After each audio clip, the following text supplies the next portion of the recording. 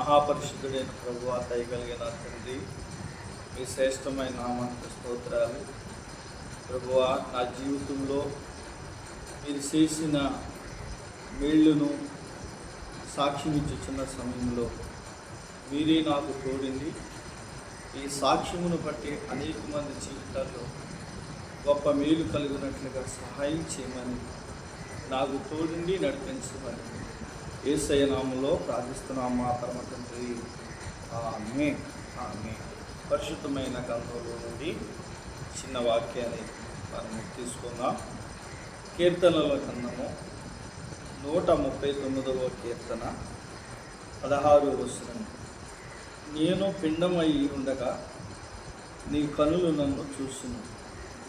నియమించబడిన దినములలో ఒకటైన కానక మునిపే నా దినములని నీ గ్రంథములో లెక్కించి ఉన్నాము. చిన్న మాటలు ప్రభువారు దీవించనుగాక. మరి భక్తుడైన దావీదు గారు మాట్లాడుతూ, నా తల్లి గర్భములో నేను పిండమై ఉండగా నీ కనులు నన్ను చూసును. నా దినములు లెక్కించక ముందే అవి నీ గ్రంథములో రాయబడినని భక్తుడైన దావీదు గారు మాట్లాడారు. కాబట్టి మన తల్లి గర్భంలో మనము రూపించక ముందే ప్రభువారు సమస్తమైన వీరున్న దేవుడై ఉన్నారు. కాబట్టి ఈరోజు మరి నా జీవిత సాక్ష్యము మీతో పంచుకోవాలని మరి ఆశపడుతున్నాను. మరి దేవుని మహాకృపను బట్టి నా జీవితంలో నేను సేవకి ఎలాగొచ్చాను, మరి ఇన్ని కష్టాలు అనుభవించాను, ప్రభువు నన్ను ఎలాగ సేవలోకి పిలుచుకున్నారు, ఆ విషయాలన్నీ మీతో పంచుకోవాలని ఆశపడుతున్నాను. ఎందుకంటే ఎవరైనా సరే దేవుని పిలుపు వచ్చినప్పుడు సేవ చేయమని, ఆ పిలుపును ఎవరు ఆటంకం పరచకూడదు. ఆ పిలుపునికి కలిగి మనము దేవుని పని చేసినప్పుడు ఆశీర్వదించబడతాం. లేదు అంటే దేవుని మాట వినక తిరుగుబాటు చేసిన ఎడల ఎన్నో కష్టాలు, శ్రమలు, బాధలు, ఎన్నో ఇబ్బందులకి మనం గురైన వారుగా ఉంటాం. మాట వినని ఎడల దెబ్బలు తగిలితాయి అని వాక్యం సెలవిచ్చిన ప్రకారంగా దేవుని పిలుపు వచ్చిన ప్రతి సేవకుడే కానీ విశ్వాసులే కానీ సేవను మరుగు చేయి కాకుండా దేవుని కొరకు ప్రయాసపడిన వారు ధన్యులు. మరి నా జీవితంలో ప్రభువు నన్ను పిలిచినప్పుడు సుమారు 10 సంవత్సరాలు దేవుని పిలుపుని నేను మరుగుపరిచి దేవుని మాటకు లోబడకాకుండా 10 సంవత్సరాలు దేవునికి విరోధంగా నేను జీవించిన విషయంలో ఎన్నో కష్టాలు అనుభవించాను. కాబట్టి ఆ శ్రమలు మీరు పడకూడదని, ఆ కష్టాలు మీరు అనుభవించకూడదని ఈరోజు మీతో ఈ మాటలు నేను తెలియపరుస్తున్నాను. మరి మాది అమరావతి గ్రామము. మా తల్లిదండ్రులకు మేము 5 సంతానం. మేము 4 మగపిల్లలు, ఒక పాప. అయితే పూర్వీకులలో నుండి మేము విగ్రహారాధనలోని హిందూ సాంప్రదాయంలో జన్మించిన వాళ్ళు. అయితే ప్రభు మహాకృపను బట్టి మా తల్లిగారు రక్షించబడ్డారు. మా తల్లిగారు ద్వారా మా కుటుంబం అంతా రక్షించబడి ప్రభులోకి మేము నడుస్తున్న కాలం. ఆ సమయంలో కొద్ది రోజులు గడిచిన తర్వాత ప్రభు ఒక రోజున సేవకు రమ్మని నన్ను అడిగారు. అడిగితే ఆ మాట నాకు అర్థం కాలేదు. నేను ఏమి సమాధానం చెప్పలా. అలాగ కొద్ది రోజులు గడిచి రెండోసారి మళ్ళా ప్రభు నన్ను పిలిచారు. మళ్ళా పలానా చోట్న మందిరం ఉంది, సేవకుడు లేడు, ఆ మందిరంలోకి నువ్వు వెళ్ళి వాక్యం చెప్పి రావాలన్నారు. నాకు అర్థం కాక రెండోసారి కూడా నేను దేవుని మాట వినలా. మూడోసారి ప్రభువారు చాలామంది జనం కలిదుండి నుండి మూలంక రోడ్డు వెళ్తున్నారు. అంగీలు వేసుకొని జెండాలు పట్టుకున్నారు. పైన పామురాయిలు ఉన్న జెండాల పైన ఆ కాలఘట్టమంట వారు రోడ్డమ్మట వెలుస్తున్నప్పుడు నేను పక్కన నుంచొని ఉన్నా. నా ఎంక చూసి నా సేవ చేయవా, నా మాట వినవా అని అడిగారు. నేను మాట్లాడకుండా మౌనంగా ఉండిపోయాను. ఆ సమయాన సరిలే నువ్వు ఎలా చేయవో నేను చూస్తాను అని చెప్పి వారు పాటలు పాడుకుంటూ ఆ ప్రాంతమును ఆ మార్గమును వాళ్ళు వెళ్ళిపోయారు. నాకు ఏమీ అర్థం కాలేదు. అప్పుడు నేను ప్రభువుని నమ్ముకొని సుమారు 5-6 నెలలు కావస్తుంది. ప్రార్థన చేయటం చేత కాదు, బైబిల్ చదవటం నాకు అర్థం తెలియదు, నాకు అనుభవాలు ఏమీ కూడా గుర్తు తెలియదు. నాకు ఫస్ట్ టైంలో ఉన్నాను. ఆ సమయంలో పిలిచారు, నాకు అర్థం కాల. అదే సమయంలో నేను రొయ్యలు చెరివేశాను. చెరివేసినప్పుడు రొయ్యలు 40 కౌంట్కి వచ్చింది. అంటే సుమారు నేను చెప్పిన సాక్ష్యం 20 సంవత్సరాలు కిందట. అప్పుడు వైజాగ్ పట్టుకెళ్ళేవారు రొయ్యలు. మన ప్రాంతాల్లో నుండి తలకాయలు వచ్చి గంపల్లో వేసుకొని వెళ్ళేవారు. అప్పుడు 40 కౌంట్కి వచ్చినాయి. ఒకరోజు రాత్రి ప్రభు నాకు దర్శనంలో తెల్లారిపాటికి నీ చెరువు మునిగి రొయ్యలన్నీ వెళ్ళిపోతాయి అన్నారు. నాకు అర్థం కాల. ఇంత చెరువు ఎలా మునిగిద్ది, ఎలాగ వెళతాయి అనుకున్నాను.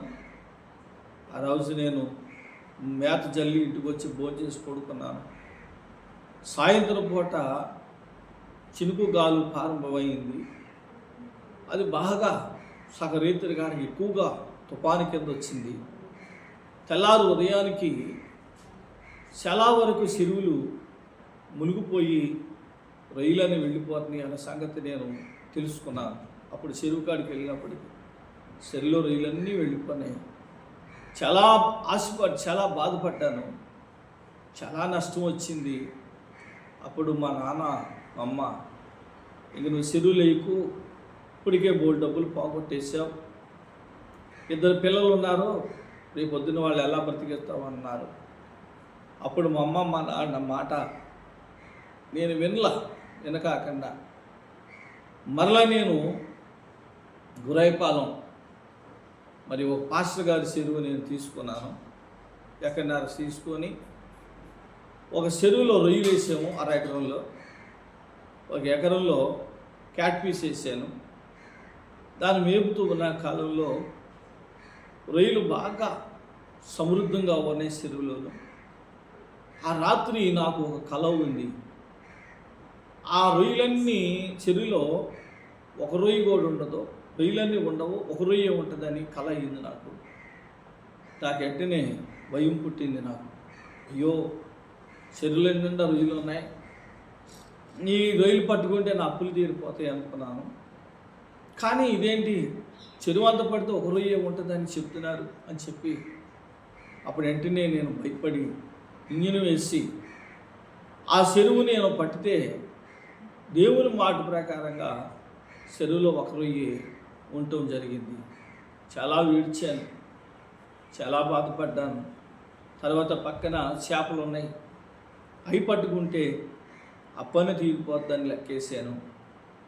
ఆ సమయాన ఒక రాత్రి కల్లోను చెరువులోకి నన్ను తీసుకెళ్ళి నా తల మీద చెయ్యేసి ఆయన దోసుడితో ఇలాగా చెరువులోని చేపలను తీగితే ఆయన దోసుట్లో చేపలు వచ్చి మెదులుతున్నాయి. అన్నీ చిన్న చేపలుగా కనపడ్డాయి. ఈ చేపలన్నీ కూడా ఇంతే ఉంటాయి అని చెప్పారు. చెప్పినప్పుడు నాకు భయం పుట్టింది. తర్వాత నేను తెల్లారు వలైసి చూసినప్పుడు కేజీ నరలు ఉన్నాయి. ఎలాగన్నా చిన్న చేపలు అవుతాయి అనుకొని అప్పుడు వెంటనే నేను చేపల వాళ్ళకి మార్కెట్కి బేరం ఇచ్చి డబ్బాలు వేసుకొచ్చి 2వ రోజున వలలు దించి అవన్నీ ఆ రొయ్యల చేపలను వలతో లాగినప్పుడు ఆ చేపలు వలలు బెజ్జేలమ్మడి పడి వెళ్ళిపోతున్నాయి. వచ్చిన వాళ్ళు అందరూ అడుగుతున్నారు, ఇన్ని రోజులు మేపేనా అంటున్నారు. చేపలన్నీ చిన్నగా ఉన్నాయి, పెద్ద చేపలు లేవు, పెట్టుబడి ఏం పెట్టారు అని అందరు నన్ను తిడుతున్నారు. నేనన్నాను, లేదు లేదు, చేపలు కేజీన్నరలు ఉన్నాయి అన్నాను. అయితే దాంట్లో 2 చేపలు, 1 కేజీ 1 కేజీన్నర ఉన్నాయి. చేపలన్నీ చిన్న సైజులుగా అయిపోయినాయి. సుమారు ఆ దినాల్లో 70,000 పెట్టుబడి పెట్టాను, 8,000 రూపాయలు మాత్రం వచ్చినాయి. చాలా అప్పులైపోయాను. అప్పుల్లో 1,20,000 రూపాయల వరకు పైభాగంలో పోగొట్టాను. అప్పుడు ఎకరం పొలం మన ప్రాంతాల్లో 40,000 రూపాయలు ఉండేది పొలం. ఎకరం పొలం 40,000, 50,000 ఇలా ఉండేది. ఆ రోజుల్లో నేను 1,20,000 రూపాయలు పోగొట్టి సుమారు ఒక 20,000 వరకు అప్పులు పడిపోయాను. ఆ అప్పులు ఎలా తీర్చాలో ధైర్యం సాల భయపడిపోయి ఈ ఊరిని ఇడిచిపెట్టేసి మా అత్తోళ్ళ ఊరు వెళ్ళిపోయాను. అక్కడ 2 సంవత్సరాలు వ్యవసాయం చేశాను. చేస్తే 2 సంవత్సరాల ప్రయాసకి ఏమీ కూడా ఫలించలేదు. పొలమూడిసి నేను ఇంటికి వస్తే ఆ రాత్రి పండేయటము, ఆ రాత్రి పట్టేయటము, ఆ కల్లో నాకు చీపురి శాట ఆ 2 మిగిలివి, ఇక ఏమి ఉండేవి కాదు, ఉత్తి చేతులతో వచ్చేవాడు. అలాగా నాకు 2 సంవత్సరాలు చేస్తే 2 సంవత్సరాలు కూడా అలాగే. అక్కడి నుండి కాళహస్త్రి ల్యాంకో ఫ్యాక్టరీకి వెళ్ళాను. 2 సంవత్సరాలు కష్టపడ్డా, అక్కడ కూడా ప్రయోజనం లేకపోయింది. తర్వాత మరలా నేను మంగళగిరి కొబ్బరికాయల వ్యాపారానికి చేసుకోవటానికి వెళ్ళాను. అక్కడికి వెళ్ళి 2 సంవత్సరాలు వ్యాపారం చేశాను. కానీ అక్కడ కూడా కొబ్బరికాయల వ్యాపారం చేసిన అసలు వ్యాపారం చేల్చయ్యేది కాదు. నా పక్క కొట్టులో వాళ్ళ దగ్గర కాయ 7-8 రూపాయలకి కొనేవాళ్ళు, నేను 5 రూపాయలకి ఇస్తానంటే నా దగ్గర కొనేవాళ్ళు కాదు. అలా 2 సంవత్సరాలు చేసాం. అప్పటికి నా భార్య దగ్గర ఉన్న బంగారం కొంచెం ఉంటే కొబ్బరికాయల వ్యాపారం లాస్ వచ్చింది, అది కూడా అమ్మేసాం. అమ్మేసే డబ్బులన్నీ అయిపోయాయి.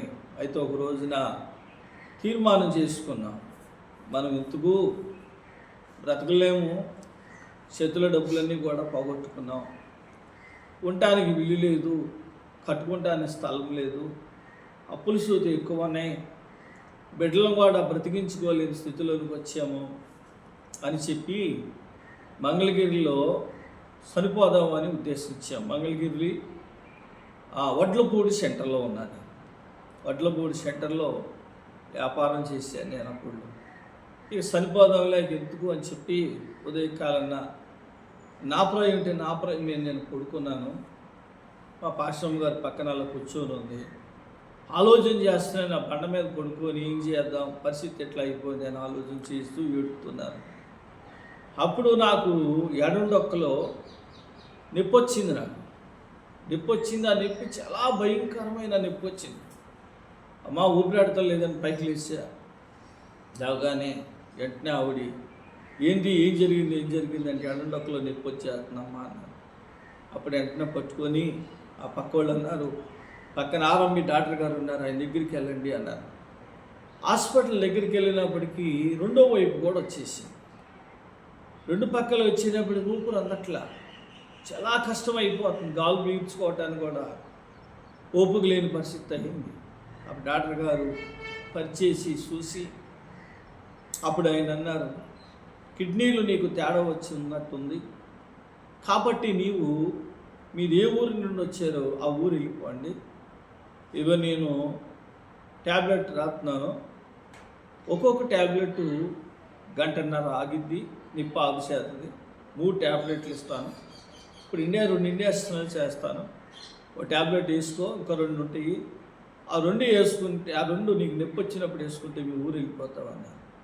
అప్పుడు నేను ఆ 2 ఇంజక్షన్లు చేయించుకొని ఒక అరగంట ఆగి ట్యాబ్లెట్ వేసుకొని ఆ మంగళగిరి నుండి విజయవాడ నుండి బస్సు ఎక్కి మన అమరావతి రావటం జరిగింది.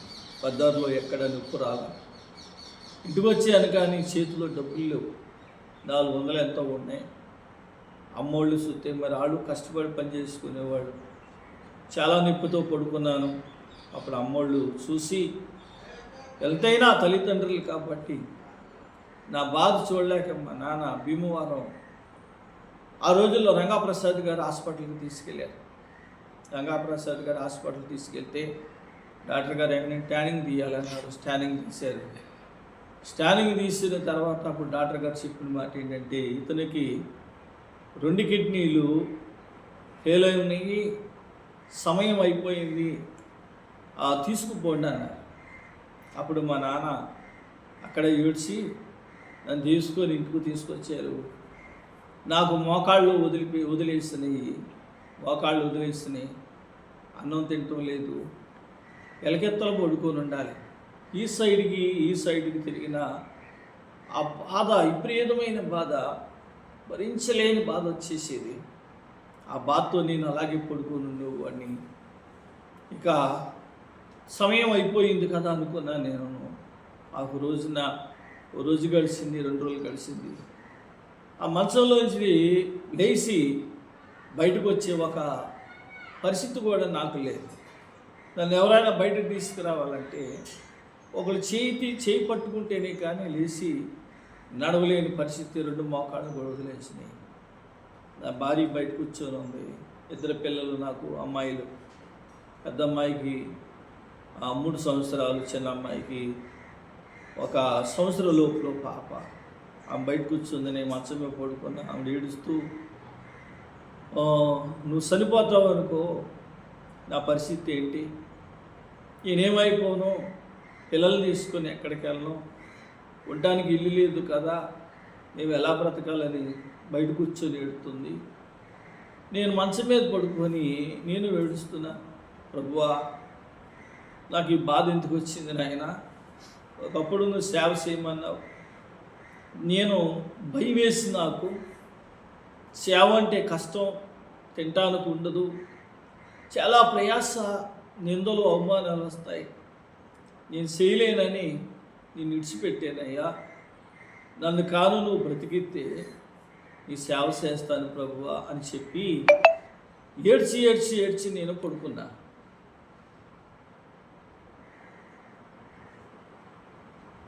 ఏడ్చి నేను పడుకునే సమయంలో పడుకొని నిద్ర పట్టేసా. ఆ నిద్రలో నాకు కల ఉంది. తెల్లని వస్త్రాలు ధరించుకొని మంచి యవనస్తుడు నా దగ్గరికి వచ్చి నా పేరెట్టి పిలిచారు. నా పేరు మామూలుగా ప్రభు నమ్ముకోక ముందు శ్రీనివాసు. అప్పుడు నన్ను పిలిస్తే నా ఆత్మ లేచి నిలబడింది. వెంటనే నా చేయి పట్టుకున్నారు. నా చేయి పట్టుకొని ఆయన నేను కలిసి పరలోకానికి వెళ్ళిపోయాను. పరలోకానికి వెళ్ళిన తర్వాత అక్కడ పెద్ద హాస్పిటల్ ఉంది. ఆ హాస్పిటల్లో ఒక రూములో తీసుకెళ్ళారు. ఫిడిదరగా సెలాన్ సీసాలు, చాలా కత్తులు అన్నీ రెడీలో ఉన్నాయి. ఆపరేషన్ చేసే థియేటర్ అది. ఒక బెంచి బల్ల ఉంటే బల్ల మీద నన్ను ముక్కుబోర్లుగా పడుకోబెట్టారు. ఈ తలగాన 2 దూతలు చేతులతో పట్టుకున్నారు. కాళ్ళగాడు 2 దూతలు పట్టుకొని నొక్కి పెట్టారు. ఒక దూత యేసు ప్రభు వారి దగ్గరికి వెళ్ళి, అయ్యా భూలోకంలో నేను బాధ చూడలేకపోతున్నావు, కనికరించయ్యా అని ఆ దూత యేసు ప్రభు వారిని అడిగినప్పుడు ఆయన నా దగ్గరికి వచ్చి ఇలా బొక్కుబార్లు పడుకుంటే నా సత్తు పైకి లాగి ఎన్నుపోస గోరుతో తల నుండి కింద వరకు ఇలాగ చీల్చినప్పుడు అది ఎన్నుపోస 2 ముక్కల కింద ఇడిపోతే 2 చేతులు లోపలికి పెట్టి ఆ కిడ్నీలు బయటికి తీసుకొచ్చి పక్కన ఒక డ్రమ్ ఉంది, ప్లాస్టిక్ డ్రమ్ము, దాంట్లో నీళ్లుంటే కడిగి ఇలా పట్టుకొని చూపించినప్పుడు డాక్టర్ గారు చెప్పినట్లుగా ఎడం పక్కది బాగా ఫెయిల్ అయ్యింది, బ్లాక్ వచ్చేసింది, కుడి పక్కద కొంచెం ఉంది, సమయం అయిపోయింది అని చెప్పారు. ఆ మాటలు నేను వింటూ ఉన్నాను. అప్పుడు ఆ రెండు తీసుకెళ్ళి పక్కన పెట్టి కొత్త కిడ్నీలు తీసుకొచ్చి ఆ రెండు కిడ్నీలు కొత్త కిడ్నీలు లోపల పెట్టి డిప్పలు రెండు ఇలాగ అతికిచ్చి ఆయన ఎన్నుపోసి ఇలాగా మర్దన చేశారు. చేస్తే నాకు ఈపి మీద కరెంట్ షాక్ కొట్టినట్టు పెళ్ళు మంట కొట్టింది. పెళ్ళు మంట కొట్టగానే నాకు గుపిక్కిన మేలుకు వచ్చింది. అప్పుడు తుల్లిపట్టి నేను లేచాను. చూసుకునేప్పటికీ ఒక కంగారు వచ్చింది నాకు. వెంటనే భార్య అంది, ఏంటి ఏం జరిగిందా? ఏం లేదన్నా.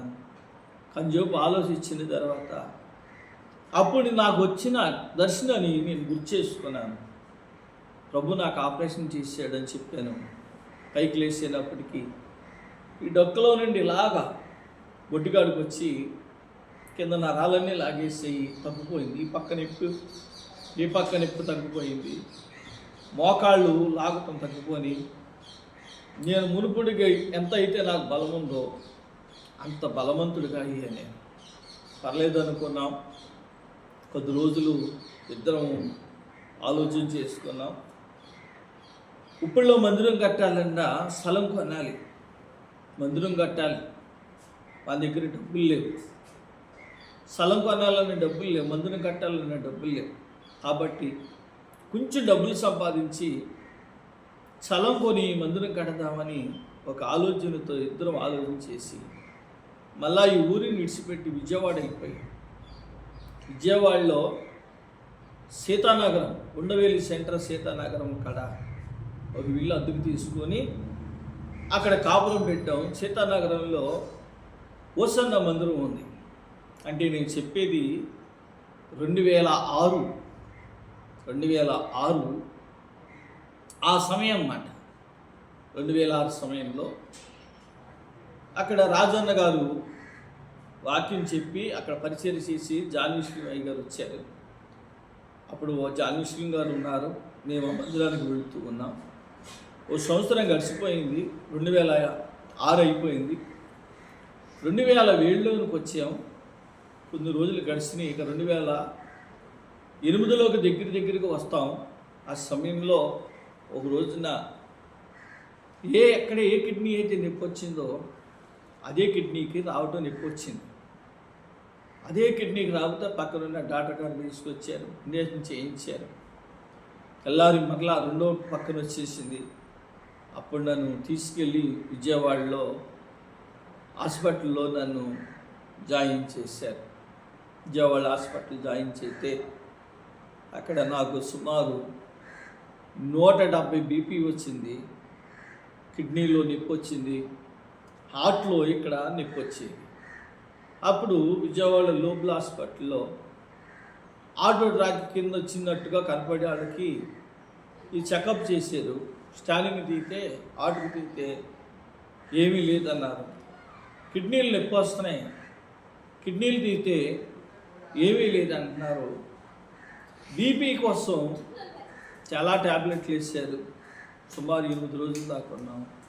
అప్పుడు 40,000 రూపాయలు హాస్పిటల్లో ఖర్చు అయినాయి, తగ్గల. అప్పుడు డాక్టర్ గారు అన్నారు, అయ్యా ఈ బాధలు ఎందుకు వస్తున్నాయి మాకు అర్థం కావట్లేదు, అసలు మాకే అర్థం కావట్లేదు, డబ్బులన్నీ అయిపోతున్నాయి, మీరు వెళ్ళిపోండి మీ ఇంటికి అని చెప్పారు. నాకేమో పైకి లేగలేకపోతున్నాను, లేస్తే సొరుకు కింద వచ్చి పడిపోతున్నాను. అప్పుడు నా భార్య నేను కూర్చొని పక్కన హాస్పిటల్లో వాళ్ళు కూర్చొని ఏడుతున్నాను. ఆ ఏడుతున్న సమయం నాకు అర్థమైంది, నేను చచ్చిపోతానేమో అని అర్థమైంది. అప్పుడు ప్రభుని అడిగాను, ప్రభువా సేవ చేయమన్నావు, నాకు తెలియలేదు చేయనన్నా. కిడ్నీలు పోయినప్పుడు చేస్తానన్నాను, మోసం చేశాను. ప్రభువా ఈ ఒక్కసారైనా నన్ను ఆదరించు, నన్ను కాపాడితే మీరు ఎక్కడ సేవ చేయమంటే అక్కడికి నేను వెళ్తాను ప్రభువా, లేని ఎడల నన్ను నువ్వు తీసేసుకో ప్రభు అని నేను ప్రభువుని అడిగా. ప్రభువు చెప్పినప్పుడు ఆయన నా తలలో నుండి ఏదో ఒకటి బరువు దిగినట్టు దిగిపోయింది. నాకు బరువు దిగినట్టు దిగితే అప్పుడు హాస్పిటల్లో నుండి తెల్లారి నేను మా ఇంటికి వచ్చేసాము. మా రూమ్ ఇంటికి వెళ్ళిపోయాం.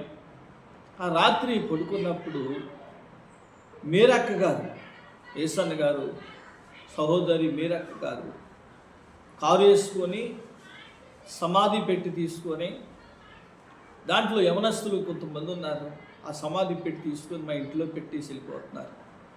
పరిగెత్తుకొని వెళ్ళి, అక్క మా ఇంట్లో సమాధి పెట్టి వెళ్తున్నాం, నేను ఇప్పటికీ చాలా బాధల్లో ఉన్నాను అక్క, అక్క అక్క పెట్టి పట్టుకోండి అక్క అంటే, అప్పుడు అలాగ చూడు అన్న.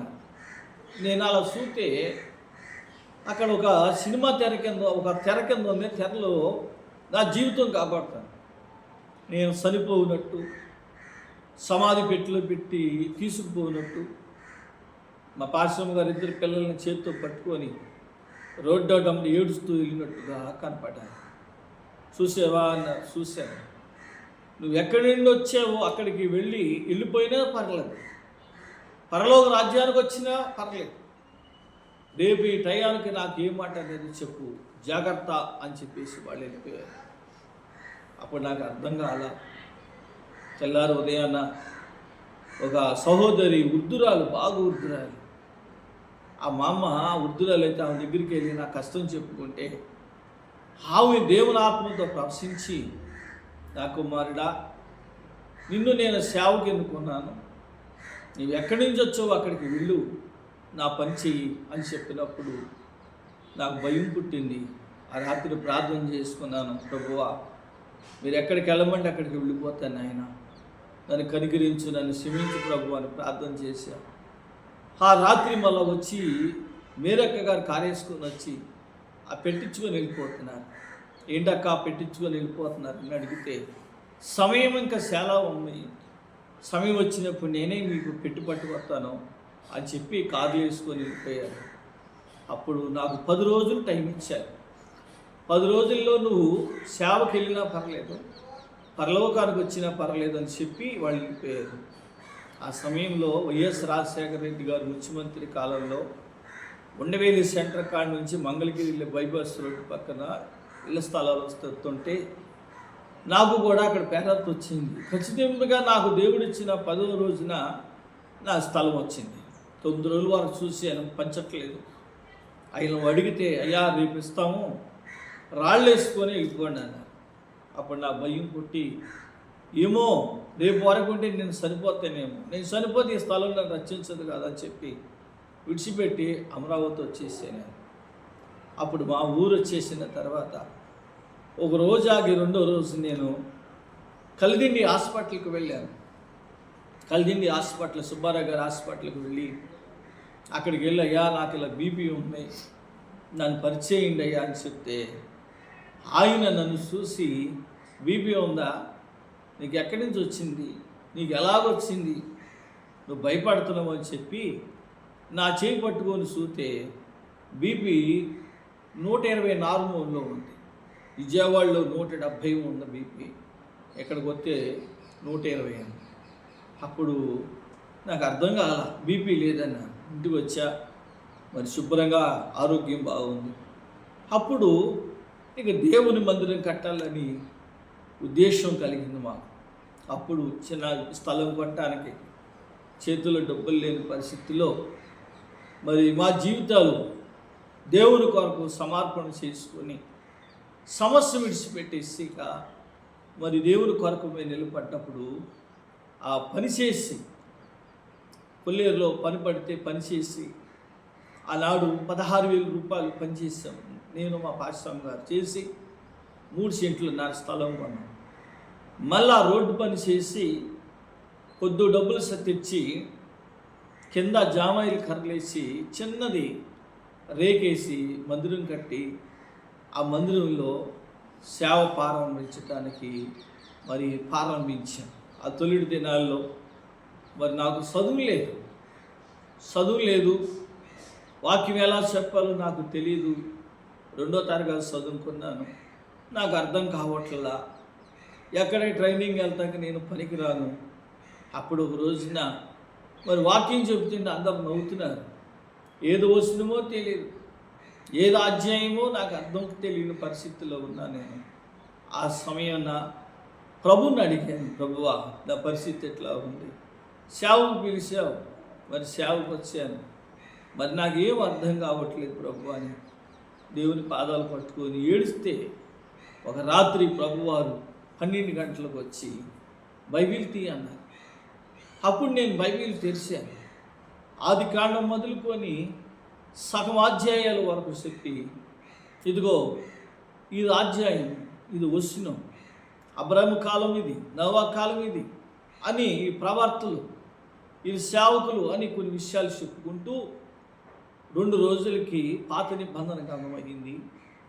3వ రోజుకి కొత్త నిబంధన గ్రంథం. 3 రోజుల్లో పరిశుద్ధమైన గ్రంథం అంతా కూడా ప్రభు నాకు తెలియపరిచి, అప్పుడు ప్రభు నాతో మాట్లాడి, నువ్వు నిలబడము, నీలో నుండి నేను మాట్లాడతానని వాగ్దానం ఇచ్చాను.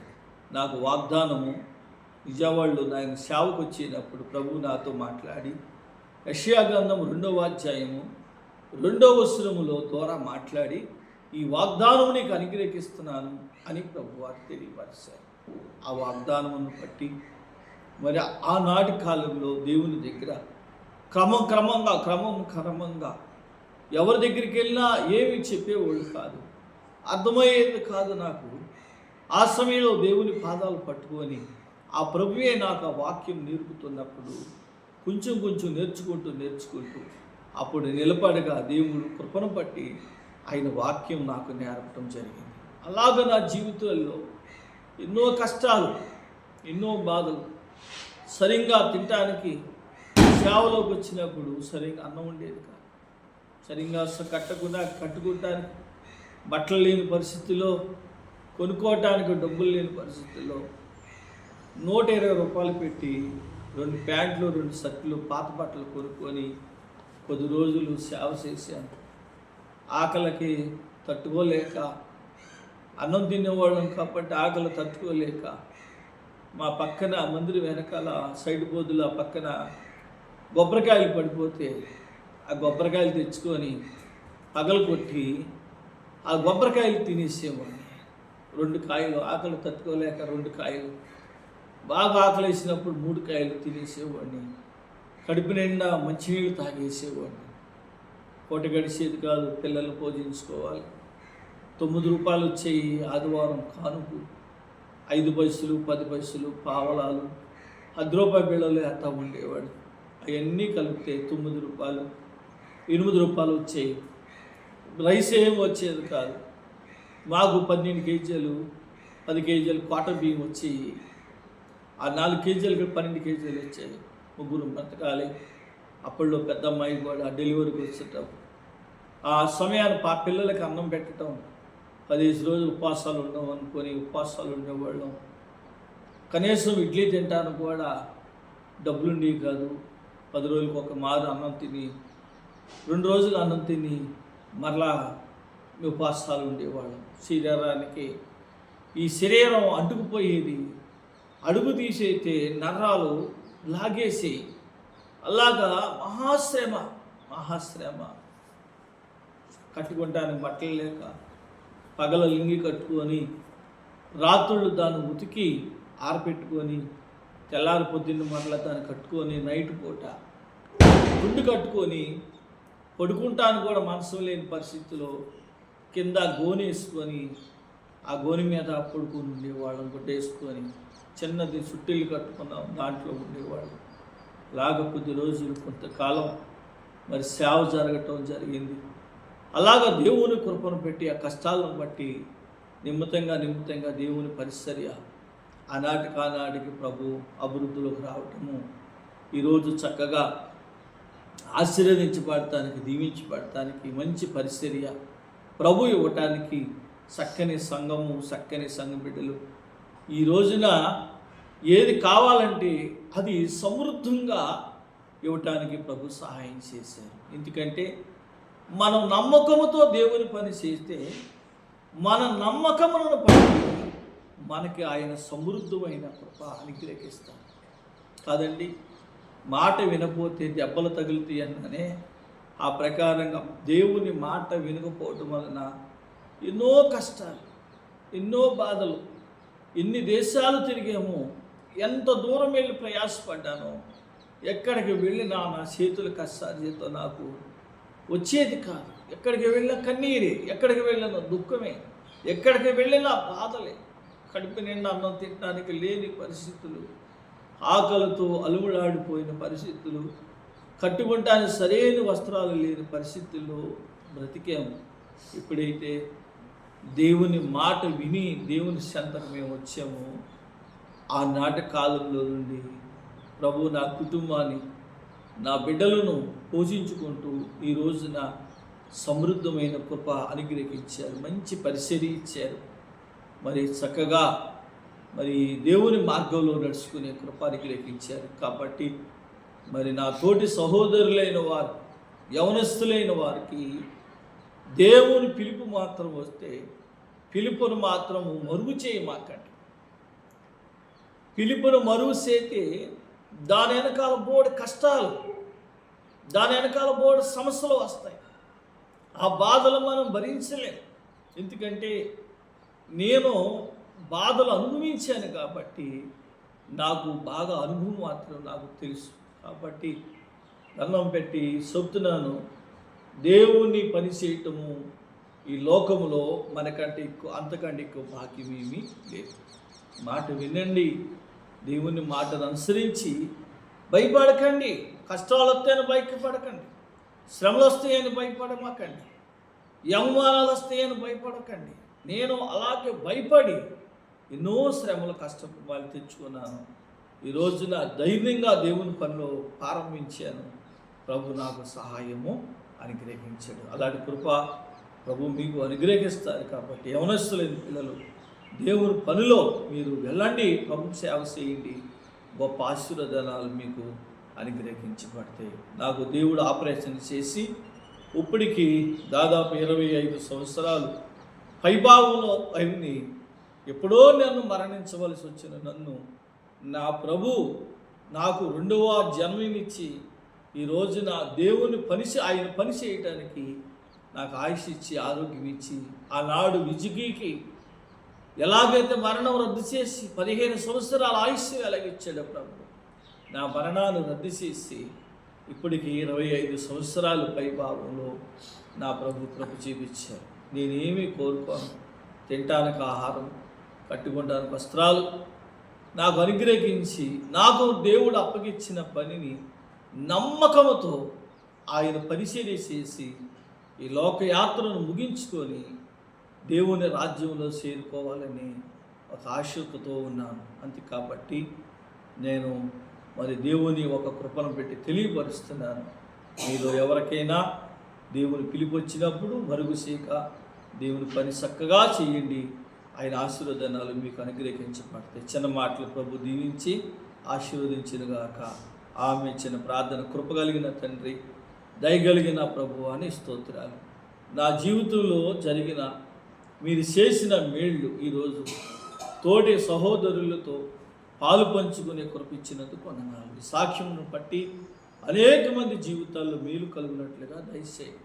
ఎవరు ప్రభువాని పని మరుగు చేయక దాన్ని కొనసాగించి బిడ్డలుగా ఉన్నట్లుగా దయచేసి తోడు సహోదరులను దీవించి ఈ సాక్ష్యము అనేక మంది జీవితాల్లో మేలు కలిగినట్లుగా కృప చూపించమని యేసయ్య నామములో ప్రార్థిస్తున్నాం మా పరమ తండ్రి. ఆమేన్. అందరికీ